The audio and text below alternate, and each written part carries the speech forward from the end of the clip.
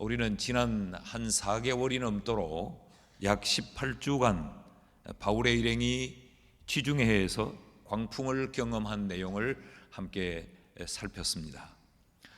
우리는 그 설교를 멜리데에서 멈췄습니다. 그러나 설교는 멜리데에서 멈춰졌지만 바울의 일행은 그들의 최종 목적지인 로마로 들어갑니다.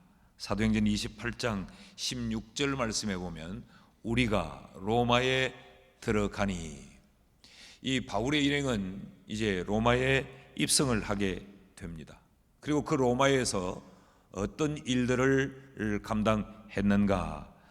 먼저는 바울이 감옥에 수감되었다고 기록합니다. 사도행전 28장 20절 말씀에 보면 이러므로 너희를 보고 함께 이야기하려고 청하였으니 이스라엘의 소망으로 말미암아 내가 이 쇠사슬에 매인 바 되었노라. 바울이 로마에 들어가서 로마의 감옥에 갇히게 됩니다. 그랬지만 바울은 그곳에서 그의 원래의 로마에 가려고 했던 그 목적, 그에게 주어졌던 그 사명을 감당하는 것은 중단하지 않았습니다. 28장 31절 말씀을 같이 한번 읽습니다. 다 같이 시작. 하나님의 나라를 전파하며 주 예수 그리스도에 관한 모든 것을 담대하게 거침없이 가르치더라. 바울은 그곳에서도 그에게 주어진 복음 전하는 그 사명을 감당을 합니다. 그런데 사도행전은 바울이 감옥에 수감이 되고 그리고 복음을 전한 것으로 끝이 나는데, 바울은 이 로마의 감옥에 갇혀 있으면서 한 가지 더 중요한 일을 합니다. 그것이 바로 우리가 오늘부터 살피게 될 빌립보서를 기록하게 됩니다. 참 대단하지 않습니까? 지금 바울이 로마로 가는 그 여정도 순탄하지 않았습니다. 사선을 넘어서 로마에 갔어요. 로마에 가서도 그는 감옥에 갇힙니다. 물론 감옥에 갇혔지만 오늘 우리가 생각하는 이런 감옥의 형태와는 좀 달랐기 때문에 바울은 복음을 전할 수 있었어요. 1차적으로는 그 감옥에서 자신을 감독하고 자신을 감찰하는 그 군인들에게부터 복음을 전하고 나아가 그를 접촉하는 모든 사람들에게 바울이 복음을 전합니다. 이 일도 굉장히 놀라운 일 아닙니까? 예수 때문에 지금 그는 결국 로마로 압송이 되어 왔고, 그곳에 와서 그는 감옥에 갇혔고, 그럼에도 불구하고 그의 사명인 복음 전하는 일은 중단하지 않고, 거기에서 한 걸음 더 나아가 바울은 자신이 세웠던 빌립보 교회 성도들에게 장문의 편지를 써서 빌립보 교회로 보냅니다. 그래서 우리는 빌립보서를 옥중서신, 이 감옥에서 쓴 편지다, 그래서 옥중서신이라고 부릅니다. 여기서 우리는 첫 번째 질문을 하나 던질 수 있습니다. 바울은 왜 감옥에서까지 그런 빌립보 교회를 향해 편지를 썼을까라는 의문입니다. 빌립보 교회는 바울 사도가 2차 전도 여행 때 세운 유럽 지역의 최초의 교회가 바로 빌립보 교회예요. 빌립보 교회는 성경 전체를 놓고 보더라도 특별한 문제가 있는 그런 교회는 아니었습니다. 대부분 바울이 편지를 써서 보냈던 그 편지의 대상 교회들은 다 어떤 문제들을 갖고 있는 교회였어요. 고린도 교회는 지상의 교회가 가질 수 있는 모든 문제를 다 담고 있는 그런 교회였어요. 특별히 이런 아주 성적으로 부도덕하고 굉장히 그리스도인으로서 유감스러운 일들이 많이 일어난 교회가 바로 고린도 교회였습니다. 그런 교회를 향하여 바울은 편지를 써 보냈고, 또 갈라디아 교회도 골로새 교회도 이들이 어떤 거짓 진리에 휘둘리고 이 복음이 왜곡되고 이러한 상황을 바로잡기 위하여서 바울이 편지를 써 보냈는데, 빌립보 교회는 그렇지 않았어요. 특별한 문제가 없었습니다. 오히려 이 빌립보 교회는 바울 사도를 끔찍히 아끼고 사랑해 주던 그런 교회였습니다. 바울의 이 사역에 함께 동력하고 헌신하고 바울의 그 사역을 위하여 위로하고 아낌없는 격려를 했던 교회가 바로 빌립보 교회예요. 심지어는 바울이 로마 감옥에 갇혔다는 소식을 듣고 그 바울의 옥바라지를 하기 위해서 에바브로디도를 로마로 파송을 합니다. 그래서 이 에바브로디도가 로마에 있으면서 바울의 옥바라지를 하도록 얼마나 정성을 다해 옥바라지를 했는지 자신의 몸이 병이나 에바브로디도의 생명의 위협을 느끼기까지, 이렇게 바울과의 사역자와의 관계도 굉장히 아름다웠던 그런 교회가 바로 빌립보 교회입니다.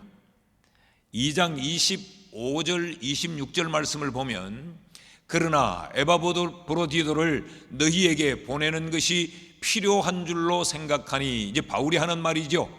그는 나의 형제요, 함께 수고하고 함께 군사된 자요, 너희 사자로 내가 쓸 것을 돕는 자라. 그가 너희 무리를 간절히 사모하고 자기가 병든 것을 너희가 들은 줄 알고 심히 근심하니라. 그러니까 빌립보 교회는 에바브로디도를 바울의 옥바라지를 하도록 보내고, 그 에바브로디도 편에 바울이 필요한 모든 것들을 지속적으로 공급해 주었고, 에바브로디도는 자기의 사명이 바울을 잘 옥바라지 하는 것이라고 해서 얼마나 자기를 돌아보지 않고 옥바라지를 했더니 병이 나버렸다는 거죠. 그래서 바울은 이제 이 에바브로디도를 너희에게 돌려보낸다 하면서 그 손에 바울이 이 빌립보서를 편지로 써서 손에 쥐어서 돌려보낸 것이 바로 빌립보서입니다. 이렇게 보면 이 빌립보 교회는 특별한 문제가 없어 보이는 그런 교회였습니다. 그런데 왜 바울은 그 옥속에서 이 빌립보 교회 성도들에게 편지를 썼는가? 이게 우리의 첫 번째 질문이에요. 그래서 오늘 설교의 제목을 왜라고 붙였습니다. 여기서 우리는 편지 내용을 보면 또 하나의 질문을 더 던지게 됩니다. 이 편지 전체의 내용이 뭐냐? 너희들이 내게 이렇게 잘 나를 섬겨줘서 감사하다라는 이 감사의 서신이 아니에요. 빌립보서 전체를 관통하는 하나의 주제는 기뻐하라 라는 것입니다. 왜 바울은 자신은 감옥 속에 있으면서 그 빌립보 교회 성도들에게 기뻐하라고 말했을까? 이것이 우리가 가지는 두 번째 질문입니다. 왜 기뻐하라고 말했을까? 빌립보서 전체, 빌립보서는 넉 장으로 되어 있죠. 이 전체를 보면 기뻐하라라고 하는 것이 16회 이상, 16번 이상 기뻐해라, 기뻐해라, 기뻐해라라는 표현이 등장을 합니다. 오늘 우리가 읽었던 3장 1절을 보면 끝으로 나의 형제들아, 이 말은 이제 이 편지를 마지막으로, 그러니 편지의 결론을 내리는 겁니다. 내가 너희들에게 말하는데 너희는 주 안에서 기뻐해라 라고 말해요. 그러면서 내가 너희들에게 기뻐하라고 이렇게 말하는 것이 내게는 전혀 수고롭지 않다. 나는 이것을 10번, 100번, 1000번이라도 말하는 것이 내게는 수고롭지 않다. 그러니까 이 기뻐하라는 말을 나는 너희들에게 꼭 해야 된다, 그런 이야기죠. 내게는 수고롭지 않을 뿐만 아니라 너희도 이 기뻐하라는 말을 듣고 또 들어야 너희들의 신앙의 삶에 안전하다라고 바울이 말을 해요. 왜 이렇게 기뻐하라고 말했을까?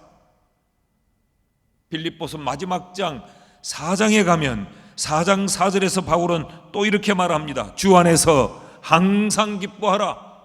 내가 다시 말하노니 기뻐해라 라고 말해요. 바울은 왜 이렇게 빌립보 교회 성도들에게 편지를 보내서 기뻐하라고 이렇게 강조를 하는가? 이것이 우리가 빌립보서를 공부하면서 이 첫 시간에 가져야 될 질문입니다. 여기서 또 하나의 더 질문을 가진다면, 왜 우리는 빌립보서를 공부해야 하는가? 특히 바울이 지중해 바다 한가운데서 광풍을 만난 그 이야기 끝에, 광풍을 만난 이야기 끝에 왜 우리는 이 빌립보서 말씀 기뻐하라라고 하는 이 말씀을 우리는 살펴야 하는가? 먼저 결론적으로 말씀을 드리면, 기쁨은 그리스도인의 삶에 절대적으로 필요한 것이기 때문에 그렇습니다. 여러분, 우리의 삶에 기쁨이 필요하지 않습니까? 우리가 오늘 이 땅에 살면서 아둥바둥 발버둥을 치며 사는 그 삶의 모든 이유와 목적은 우리의 삶의 기쁨을 위한 것 아닙니까? 특히 이 코로나 시대에 우리에게 필요한 것이 바로 기쁨이라고 생각해요.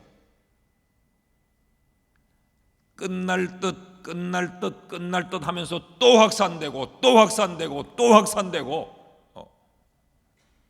그래서 코로나 블루라는 말이 있더니 코로나 때문에 사람들이 참 우울해진다, 그런 말이 만들어지더니 코로나 레드라는 말이 만들어져요.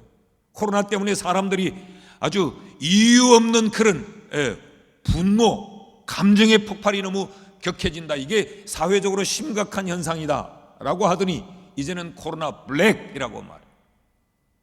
아무것도 기대할 수가 없는, 사람들이 그냥 절망의 상태에 모든 걸 다 포기하고 팽개치고 내던져버리는 이런 시대가 됐다라고 지금 말하지 않습니까? 이러한 때에 우리에게 필요한 것은 기쁨입니다.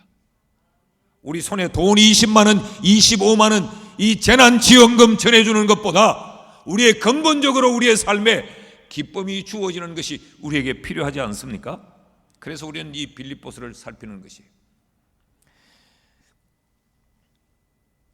우리 인생에 광풍이 일어날 때 어떻게 해야 될까를 살핀 것은 굉장히 우리에게 소극적인 그런 의미의 말씀이라고 하면, 기뻐하라라고 하는 이 빌립보서의 말씀은 그곳에서 한 걸음 더 나아가 적극적인 내용의 말씀입니다.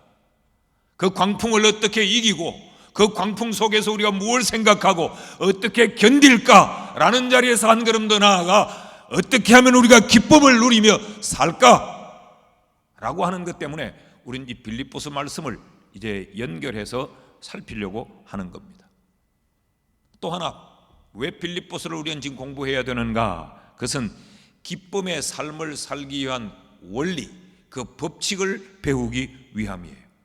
이 성경은 우리에게 어떤 책인가? 하나의 원리를 제시하는 책입니다. 성경은 영적인 원리, 영적인 법칙을 우리에게 가르치는 책인데, 영적인 이 법칙은 상존하고 영존합니다. 이건 상황에 따라 바뀌는 것이 아니고 성경이 가르치는 원리와 법칙은 어떤 시대에도 이건 동일하게 적용되는 말씀이기 때문에 오늘 우리는 빌립보서를 통하여서 이 암울한 세대에 우리가 어떤 원리, 어떤 법칙을 따라야 우리는 환경을 초월한 기쁨의 삶을 살 수 있을까라고 하는 것 때문에 우리는 빌립보서를 공부하려고 합니다. 좀 장시간 될 것입니다. 이것도 한 석 달 정도는 될 것인데, 이 빌립보서를 시작하는 첫 시간에 왜 기쁨인가? 왜 주 안에서 기뻐하라고 말하는가? 왜 빌립보서인가? 이런 질문을 가지고 우리 빌립보서의 첫 시간의 말씀을 함께 시작하십시다. 왜 바울은 기쁨을 말하는가? 그 첫 번째는 기쁨이 우리가 세상을 살아가는 이 삶의 능력이기 때문에 그렇습니다. 바울 사도는 빌립보서 1장에서 자신에게 일어난 일들을 먼저 소개합니다. 기뻐하라라고 강조하기 이전에 자기의 삶에 일어난 개인적인 그 상황, 그 경험을 먼저 소개를 해요. 그 첫 번째가, 바울은 나는 로마의 감옥에 지금 갇혀 있는 죄수다. 로마의 감옥에 구류되어 있는 자신의 상황을 먼저 이야기합니다. 로마의 감옥에 구류되어 있다라고 하는 이 말은 자신을 지키는 군병과 자기의 이 양손이 쇠사슬로 묶여져 있다라는 것을 전제하고 있는 거예요. 로마의 시위대 안에 있는 이 감옥에 바울이 갇혀 있다라고 하는 말은 그냥 어떤 특별한 제한된 공간에 있다라는 이야기가 아니고, 지금 나를 지키는 그 군인과 내 손이 쇠사슬로 연결된 채 내가 구류되어 있다, 그런 이야기입니다. 그런데 지금 바울의 처지가 얼마나 암담하고 암울합니까? 바울이 왜 로마의 감옥에 있는가? 어떤 의미에서 바울은 잘못이 없어요. 예수의 복음을 전하다가 예수의 일꾼으로 살다가 사람들에게 이 복음의 생명을 전달하기 위하여 일하다가 지금 바울은 로마의 감옥에 죄수가 되어 들어와 있는 겁니다. 이 상황이 되면 얼마나 억울하고 얼마나 속상하고 얼마나 분해요. 자기가 굉장히 어려운 환경에 처해 있는데 바울은 1장 3절에서 4절 말씀에 보면 이렇게 말합니다. 같이 읽어봅시다. 시작. 내가 너희를 생각할 때마다 나의 하나님께 감사하며 간구할 때마다 너희 무리를 위하여 기쁨으로 항상 간구함은. 자기의 처지가 굉장히 암울하고 절망스러워요. 너무 힘들고 너무 고통스러운, 너무 분하고 너무 속상한 그 상황에 바울이 처하여 있으면서도 바울은 뭐라고 말합니까? 내가 너희를 위하여 기도한다. 자기 자신을 위해 기도하기에도 힘에 겨운 그런 상황인데 그 감옥 밖에 있는 빌립보 교회 성도들을 위하여 나는 기도한다. 그런데 기도할 때 내가 어떻게 기도하느냐? 감사함으로 기도한다.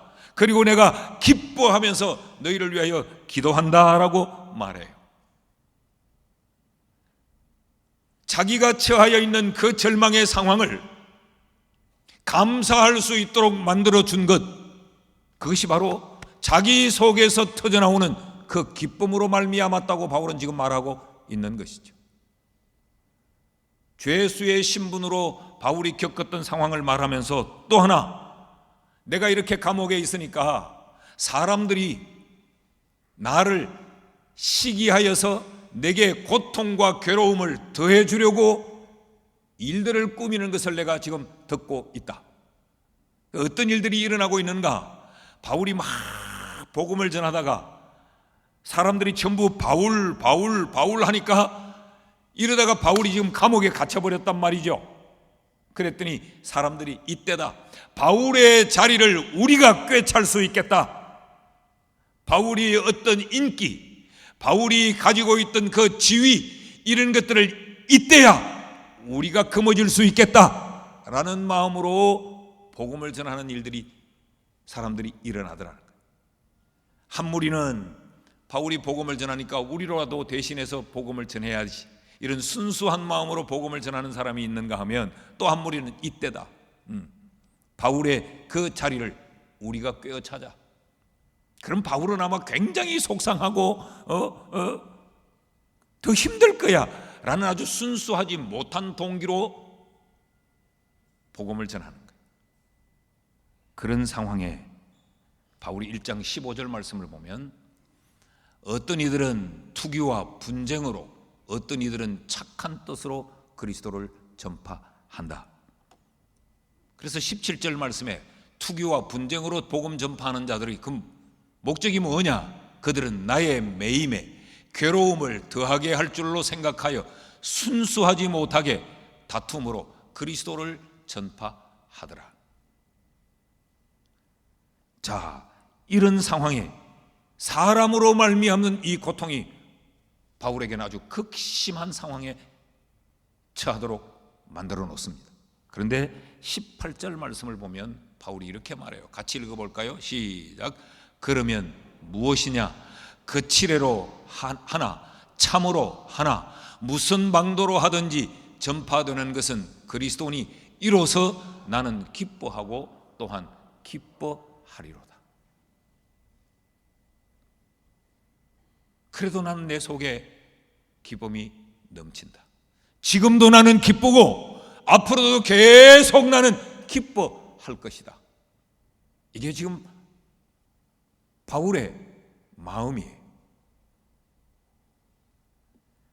바울이 왜 빌립보 교회 성도들에게 기뻐하라고 명령했는가라고 하는 해답이 여기 있습니다. 우리가 살아가는 삶의 현장이 지금 바울이 내가 겪고 있는 이러한 일들이 일어나는 삶의 현장이라는 것이죠. 이 세상은 어떤 곳인가? 세상은 우리를 마치 감옥에 갇히우도록 만들어버리는 것과 같은 이런 것이 세상이다. 여러분, 우리가 살면서 이런 일들을 많이 겪지 않습니까? 마치 우리가 감옥에 갇히는 것처럼, 우리가 어떤 때는 병들어 알아서 눕기도 하고 어떤 때는 사고를 당하여 꼼짝달싹할 수 없는 지경이 되기도 하고 여러 가지 상황들로 인하여서 우리가 자유롭지 못한 그런 상황에 처하도록 만들어버리는 곳, 이게 세상 아닙니까? 오늘 어떤 면에서 좀 자유함을 누리고 사나 싶은데 전화 한 통을 받고 그냥 내가 그것 때문에 우리의 마음이 감옥에 갇혀버리고 내가 이제 내 남은 생애를 좀 여유롭고 자유롭게 사나 싶은데 병들어서 우리를 감옥에 갇힌 것처럼 때려 눕혀버리고 온갖 일들이 마치 바울을 감옥에 구류시켜 놓은 것과 같은 이런 상황들로 우리를 묶어버리고 우리를 억압하는, 이게 우리가 살아가는 이 세상이라는 것이죠. 이러한 세상을 살아갈 때 우리에게 필요한 것이 뭐냐? 기쁨이라는 것이죠. 빌립보 교회야, 너희들에게는 오늘 별 문제가 없고 너희들은 오늘 나를 도울 만큼 그런 여유가 있고 너희들은 신앙 가운데서 잘 신앙 생활을 하고 있을지라도 그곳에서 만족해서는 안 된다. 너희가 살아가는 삶의 현장이 절대적으로 기쁨을 필요로 하는 삶의 현장이다. 그러니 내가 말한다. 너희는 기뻐해라 라고 말하는 것이죠. 그러니까 이 기쁨은 우리에게 기쁨을 상실하도록 만들어버리는 세상을 살아가는 절대적인 능력이 바로 기쁨이라는 것입니다. 여러분, 바울은 자기 속에서 생성된 그 기쁨으로 인하여서 자기가 처한 상황들을 넉넉히 이겨냈어요. 그 상황에 휘둘리지 않았어요. 자기에게 괴로움을 더하게 할 줄 생각하고 바울 봐라, 너도 아마 감옥에 있으면 이 소식이 들릴 거다. 이제는 내가 바울이다. 이런 소리를 들어도 바울은 거기에 마음이 휘둘리지 않았다는 거예요. 이게 기쁨이 가져다주는 삶의 능력이더라.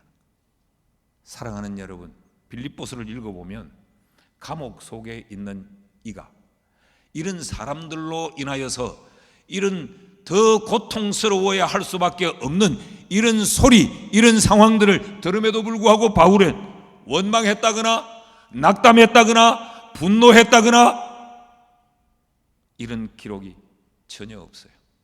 나는 기쁘다. 근데 나만 기쁜 것이 아니고 너희도 기뻐해라. 그냥 막 표현하면 이런 이야기.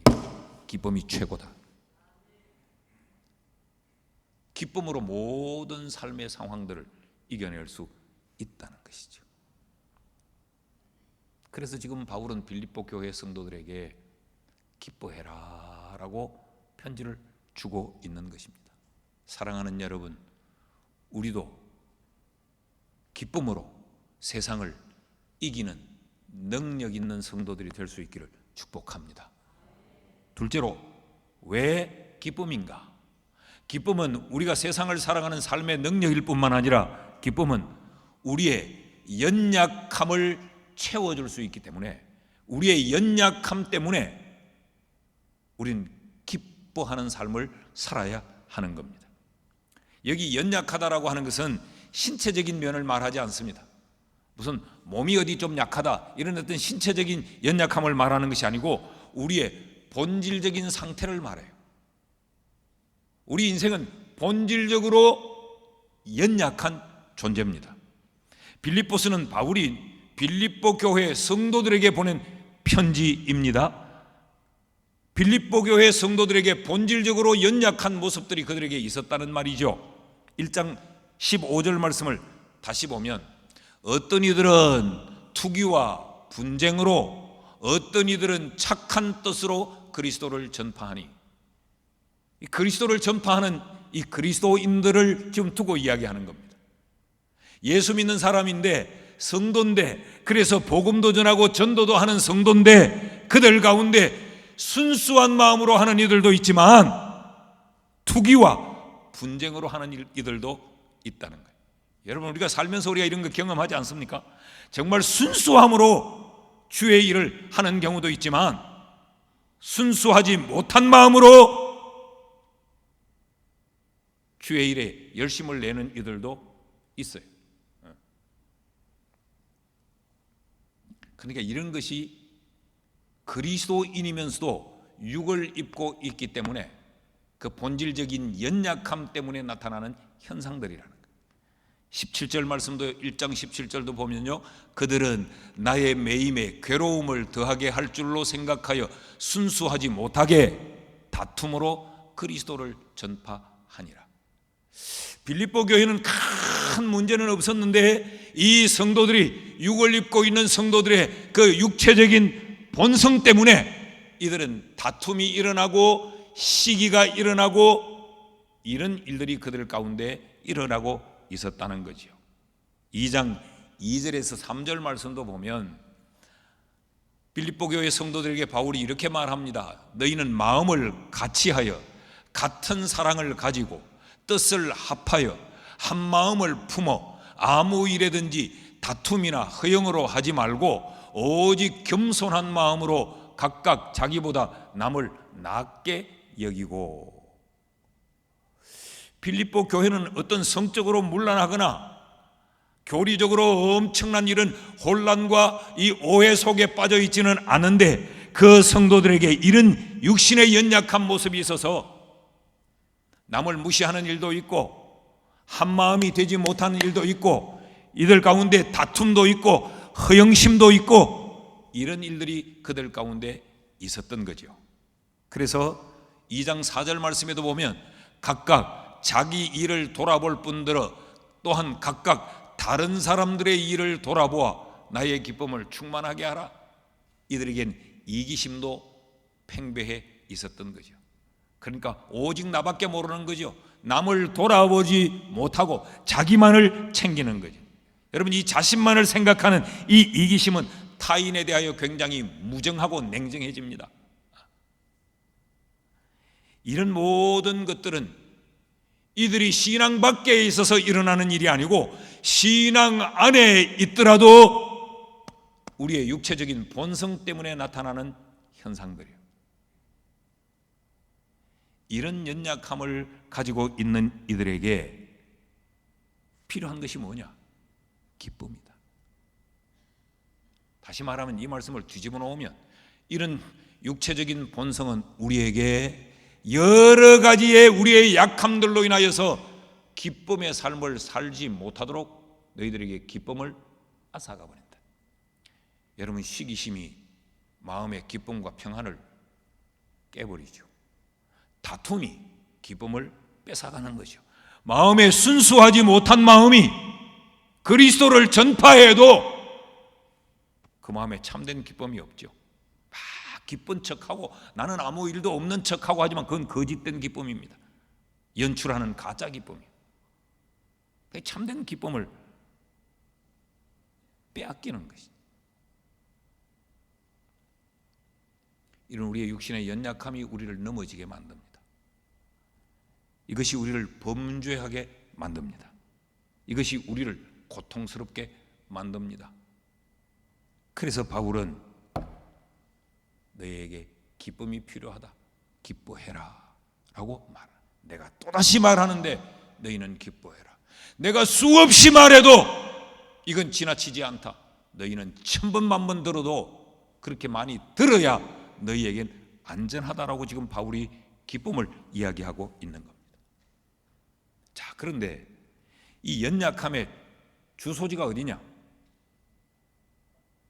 여기에 언급되고 있는 이런 투기, 분쟁, 또 순수하지 못한 마음, 이기심, 허영심, 이런 것들이 다 주소지가 어디냐? 외부에 있지 않고 사람들의 속 마음에 있습니다. 내 마음 속에서 이런 순수함을 상실하도록 내 마음 속에 교활함이 있고 내 마음 속에 허영이 있고 내 마음 속에 욕심이 있고 내 마음 속에 이기심이 있는 거죠. 우리의 육신의 이 연약함들이 현 주소지가, 좌소가 우리의 마음이에요. 그러므로 바울은 내 마음에 기쁨을 채우라는 거예요. 그래야 육체의 그 연약함들을 이겨낼 수 있다고 이야기합니다. 그러면서 바울은 2장 5절에 보면 마음을 이야기해요. 너희 안에 이 마음을 품어라. 곧 그리스도의 예수의 마음이다. 그러면서 예수님의 낮아지심, 예수님의 십자가를 지심, 이 이야기들을 쭉 하고 있는 거죠. 너희 마음 속에 그 육체의 연약함들이 있어 그것이 너희를 무너지게 만들므로 너희의 마음에 기쁨으로 충만하게 하라고 말해요. 2장 4절 말씀을 보면요, 그래서 각각 자기를 일을 돌아볼 뿐더러 또한 각각 다른 사람들의 일들을 돌아보아 나의 기쁨을 충만하게 하라. 우리의 심령 속에 기쁨으로 충만하게 채워지면 우리의 육체의 약함들로 인하여 우리가 넘어지지 않게 된다는 거예요. 우리의 삶을 다툼의 자리에 던지지 않게 되고 우리의 삶을 허역의 자리에 던지지 않게 된다는 거예요.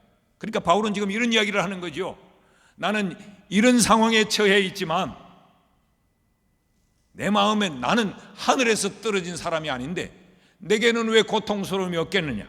내게는 왜 속상함이 있을 수 없겠느냐? 내게는 왜 지금 이 처하여 있는 이 환경에 대한 답답함이 내게는 왜 없겠느냐? 그런데 내 마음 속에 기쁨으로 충만하게 채워져 있으니까 그것들을 나는 넘어서 버리더라는 거예요. 그것들을 이겨낼 수 있더라는 것이죠. 그래서 지금 바울은 기쁨을 말하고 있습니다. 사랑하는 여러분, 우리의 마음 속에 기쁨으로 충만하게 채워지면 다툼의 상황이 발생해도, 허영심을 가질 수 있는 상황이 발생해도 우리는 그것을 이기고 넘어설 수 있습니다. 그래서 지금 바울은 우리에게 기쁨을 이야기하는 거예요. 셋째로, 바울은 왜 기쁨을 말하고 있나? 이것은 교회의 사명 때문에 기쁨을 이야기합니다. 바울 사도가 빌립보 교회에 기뻐해라, 기뻐해라, 기뻐하라 그들을 기쁨으로 명령하는 이유가 뭐냐? 우리가 방금 봤듯이 이 2장에 보니까 빌립보 교회가 이 성도들의 연약함으로 인하여 지금 기쁨을 잃을 수 있는 그런 상황에 처해 있는 거죠. 그래서 그들에게 기쁨을 잃지 말라라고 지금 말하는데 2장 14절 15절 말씀을 보십시오. 그 이야기를 쭉 하다가 바울이 뭐라고 말하는가? 같이 읽어요. 시작. 모든 일을 원망과 시비가 없이 하라. 이는 너희가 흠이 없고 순전하여 어그러지고 거스르는 세대 가운데서 하나님의 흠없는 자녀로 세상에서 그들 가운데 빛들로 나타나기 위함이다. 너희의 육체의 연약함을 거기에 걸려 넘어지고 자빠지면 너희는 세상에 빛이 못 된다. 그러니까 너희는 반드시 기쁨의 삶을 살아야 된다. 너희가 기뻐해야 이 어그러진 세상에 너희가 빛으로 나타날 수 있다.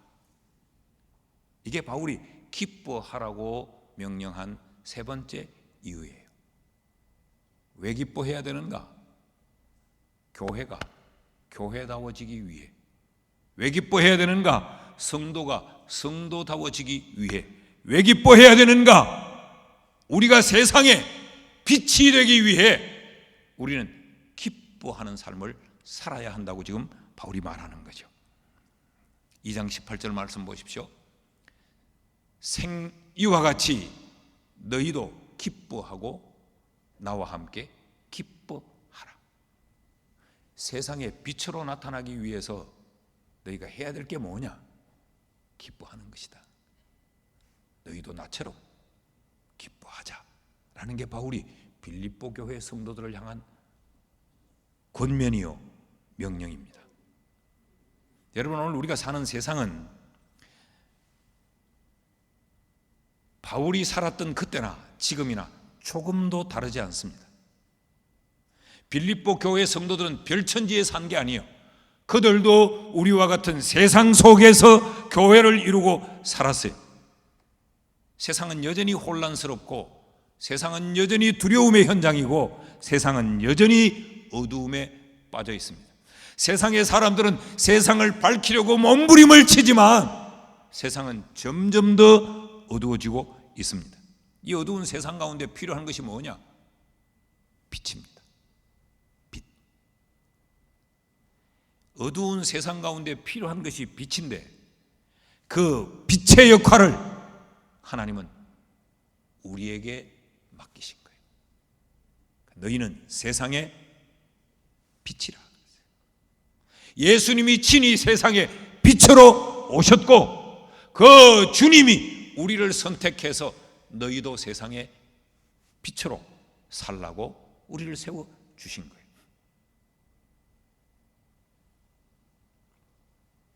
그렇다면 교회는, 그리스도인의 공동체인 교회는 세상의 빛이어야 됩니다.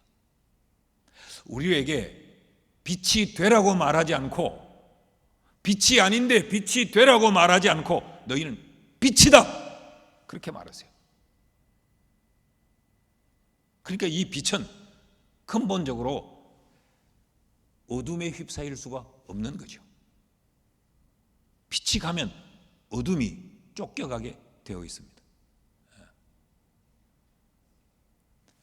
주일학교 학생들에게 전도사님이 아주 실감나게 설교를 했어요. 이제 어둠과 빛을 설명하면서 캄캄한 어둠을 어떻게 하면 밝힐 수 있을까요? 총으로 쏘면 될까요? 빗자루로 쓸어내면 될까요? 전도사님이 좀 다이나믹하게 설교를 하려고 막 이랬는데 제일 앞에 앉아있는 애가 불 켜면 돼요. 불 켜면 돼요. 그러니까 어둠을 물리치려고 몸부림치는 것이 아니고 빛이 들어와 버리면 어둠은 물러가게 되어 있다는 것이죠. 이 존재가 바로 우리라는 겁니다. 교회는 오늘날 캄캄한 밤하늘에 북두칠성이 되어야 돼요. 그리스도인은 그의 삶의 자리에서, 직장에서, 사업체에서, 가정에서, 동리에서 우리가 빛이 되어져야 돼요. 이 빛의 사명을 다하기 위해서 바울이 우리에게 가르치는 것이 뭐냐? 너희가 기뻐해야 된다. 이 기쁨이 얼마나 중요하면 3장 1절을 다시 한번 읽어봅시다. 다 같이 시작. 끝으로 나의 형제들아 주 안에서 기뻐하라. 너희에게 같은 말을 쓰는 것이 내게는 수고로움이 없고 너희에게는 안전하니라. 이 이야기는 1000번 해도 부족함이 없고 1000번 들어도 더 들어야 될 말이 기뻐해라 라는 말이라는 거죠. 여기 기쁨의 가치입니다. 이것이 기쁨의 필요성입니다. 자, 그런데 문제는 어떻게 하면 이 기쁨을 누리며 살 수 있느냐라고 하는 것이 문제 아닙니까? 4장에서 바울은 이렇게 결론을 내려요. 4장 13절 말씀을 우리가 잘 아는 말씀인데 같이 읽어봅시다. 시작. 내게 능력 주시는 자 안에서 내가 모든 것을 할 수 있느니라. 내가 감옥에 갇혀도 기뻐할 수 있고 사람들이 나를 그렇게 괴롭게 만들어도 내가 기뻐할 수 있고 나도 너희처럼 육신의 연약함을 다 가져서 내게도 미움과 시기심과 허영심과 내게도 이런 순수하지 못함들이 얼마든지 있을 수 있지만 그래도 내가 기뻐할 수 있었던 것은 내게 능력 주시는 자 안에서 이게 가능하더라. 너희가 나를 도와준 것도 감사하지만 너희가 나를 도와줬다고 해서 내게는 부족함이 없겠나? 나는 지금까지 복음의 사역자로 살아오면서 감옥에 갇히고 억울하게 모함을 쓰고 사람들에게 오해받고 배고픔도 경험하고 추위도 경험하고 온갖 일들을 다 경험해봤지만 그래도 나는 기뻐했다. 이게 내 힘으로는 도무지 할 수 없지. 내게 능력 주시는 자 안에서 이것이 가능하더라.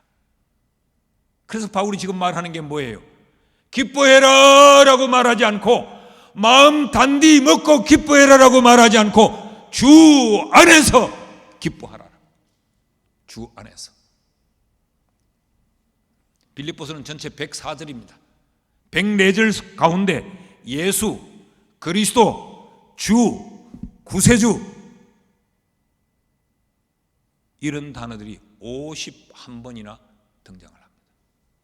그러니까 바울이 말하는 기쁨이 예수 그리스도와 관계에 있다는 거죠. 그래서 바울은 주 안에서 기뻐해라.